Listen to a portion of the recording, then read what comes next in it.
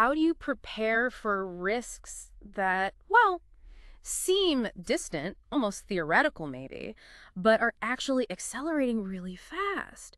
Risks that could fundamentally reshape your entire industry. Especially when your whole job, your professional identity really, is built around foresight and resilience. Exactly. And that's the challenge many of you, our listeners working in insurance, are wrestling with right now, isn't it? And that's precisely the kind of complex landscape we aim to help you navigate here on the Deep Dive. Our mission really is to sift through these, stacks of technical reports and dense research. Yeah, the tough stuff. Right, and extract those essential nuggets of knowledge. It's about giving you a direct path to being, truly well-informed, sparking those aha moments without you feeling completely overwhelmed by just a flood of information. Absolutely. So today we're taking a deep dive into something really, really important for, I think, every risk manager in the insurance sector. We're looking at the latest findings from EIOPA, that's the European Insurance and Occupational Pensions Authority. It's following their recent monitoring exercise. And our focus, it's on how European insurers and reinsurers are actually integrating climate change risks into their ORSA, the own risk and solvency assessment. Yeah, and this isn't just about ticking regulatory boxes, although compliance is definitely part of the picture. Sure.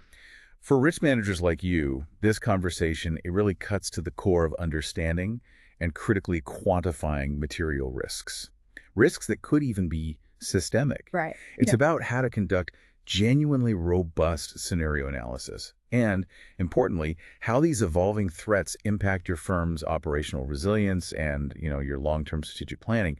Things are changing fast. Staying ahead isn't really optional anymore. Okay, so the insights we're digging into today, they're mainly drawn from EIOPA's public statement that came out on July 23, 2025. That's the way. And this statement, it details their big monitoring exercise. Crucially, it's a direct follow-up to their sort of foundational 2021 opinion on climate change risk scenarios in ORSA. And also the application guidance from 2022 that aimed to clarify things a bit further. Exactly. So let's unpack this, our mission today. Let's try to grasp what genuine progress has actually been made, pinpoint the big challenges that are still out there, and most importantly, translate what all this means for you as you navigate the future of risk management in your own organization. Sounds like a plan. Okay, so before we dive into what's actually happening now, let's maybe just quickly remind ourselves of the regulatory foundation here, that pivotal 2021 opinion from EIOPA. What was the main goal? Well, it wasn't about slapping down entirely new rigid rules, was it? Or some kind of one-size-fits-all template. No, not really. It was more about fostering consistency, convergence in how supervisors approach this across the EU. The real push was to encourage meaningful, forward-looking risk assessments. To ultimately boost resilience, right? Long-term resilience against the financial hits from climate change. Precisely.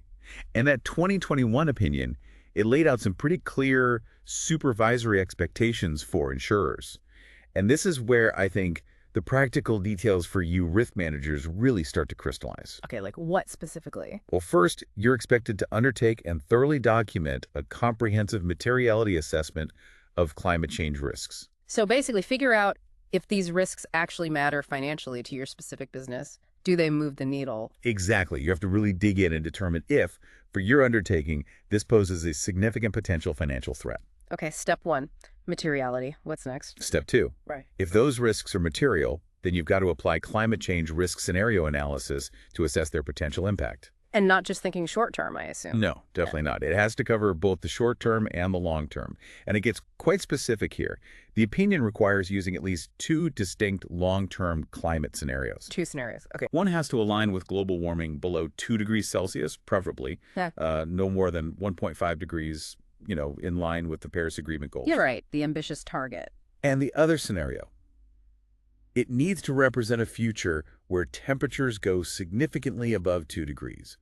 A much tougher, more challenging world scenario. So a good path and a bad path, essentially. Kind of, yeah. And beyond just doing the analysis, it needs to be properly embedded within your existing ORSA processes. It can't just be a standalone exercise tacked on the side. It has to actually influence things. Absolutely. It needs to directly inform your strategic decision-making, your capital planning, and critically important, all this has to be applied proportionally. Ah, proportionality, always key. Definitely. The rigor and, the resources you pour into it should make sense, given the nature, the scale, and the complexity of your firm's business.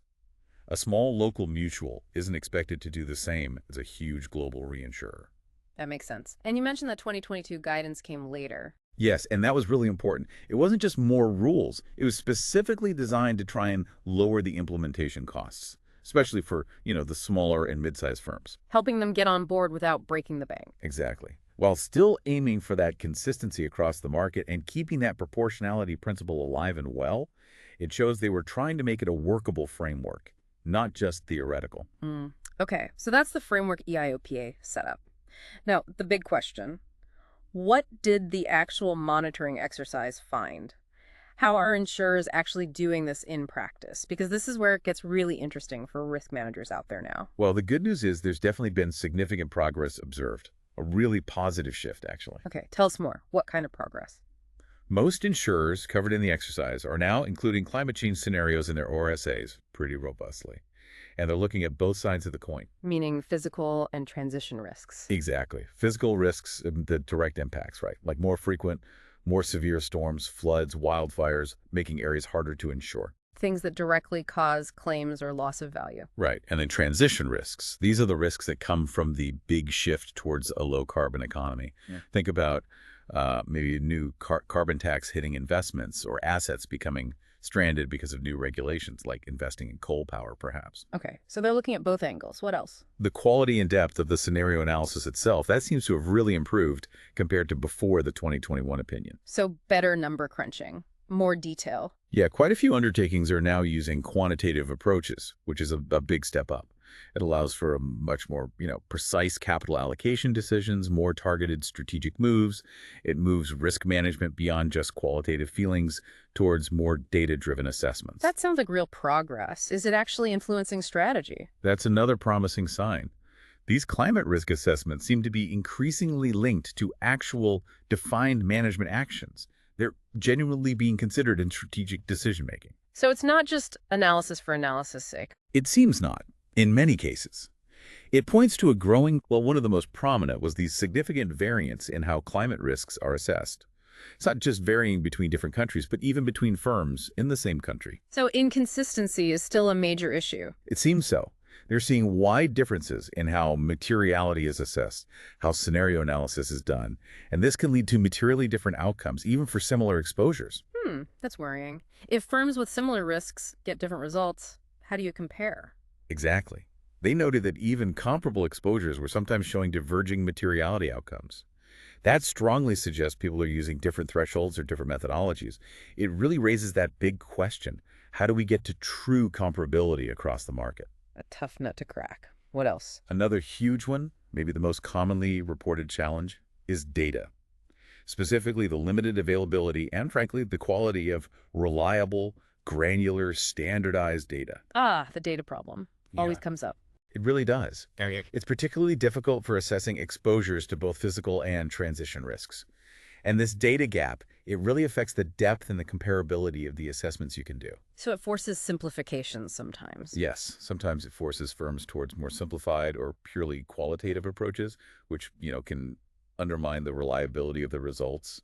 It's a critical operational risk for your ORSA process itself. You can't manage what you can't properly measure, essentially. That's the heart of it. Maybe we need some innovation here, perhaps cross-industry data collaboration. Like, could insurers pool certain anonymized exposure data safely? Just a thought. Interesting idea. Any other major challenges? Yes, one more big one.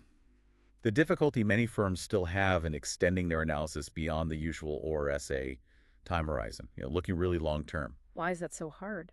Well, it comes back to those data gaps again, but also modeling uncertainties, predicting 50 years out, is inherently tricky and often a basic misalignment with how business planning usually works, which tends to be shorter term. So the long-term view required by climate change clashes with standard business cycles. To some extent, yes. And as a result, EIOPA found that integrating these material long-term climate risks properly into strategic decision-making and capital planning is still, a bit limited in parts of the market. So the connection isn't always fully made between the long-term risk analysis and today's big strategic and capital choices. This seems to be the case in some areas. It's not just about ticking the ORSA box. It's about really embedding those insights. Okay, so those challenges, variance, data, long-term horizons, they're very real. They clearly demand continuous effort, maybe some innovation from insurers. It's definitely not a one-and-done kind of task. Absolutely not. But what about the other side of the coin? The supervisors. How are the national supervisory authorities, the NCAs, responding to all this? Are they helping firms navigate these challenges? Well, the supervision itself is also evolving, naturally. It's an ongoing process at the national level, and you definitely see varying levels of maturity across different jurisdictions. So some are further ahead than others? Yes, but the key thing is that many NCAs are actively working to strengthen their supervisory approaches. They're developing new methodologies, they're building up their own internal expertise to really understand these complex risks. Which must be a challenge for them, too. Oh, for sure. And they're engaging directly with insurance undertakings, providing guidance and feedback. And what about EIOPA itself? What's their ongoing role here? EIOPA is clearly still very committed to supporting that supervisory convergence, getting everyone on a more similar page and building capacity across Europe. How are they doing that? For instance, they're facilitating workshops between supervisors, places where they can share experiences, share methodologies, talk about the practical nuts and bolts aspects of supervising climate risk within the ORSA. Trying to tackle that comparability issue you mentioned earlier head on. Exactly.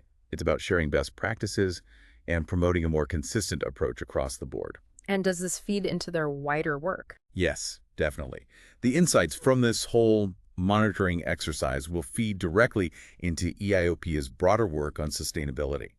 That includes ongoing efforts to improve the availability and quality of climate-related data, that critical point for all of you grappling with those data challenges. That's good to hear they're focused on the data problem, too. Yeah, the overarching aim seems to be supporting a genuinely risk-based, forward-looking approach to supervising sustainability risks in insurance, really pushing the whole sector forward together. So it really sounds like a collaborative effort is needed and is happening to some extent. Insurers refining their methods, supervisors evolving their oversight. It's a dynamic picture. It is. Okay, so pulling all of this together then, what does this all boil down to for you, our listener, the risk manager on the ground right now? Well, let's try to sum it up. This deep dive confirms there's been real significant progress in getting climate risks into the ORSA. That's clear. Right. Most insurers are doing it, including the scenarios and improving the analysis. That's a big step for proactive risk management. Definitely a huge step forward.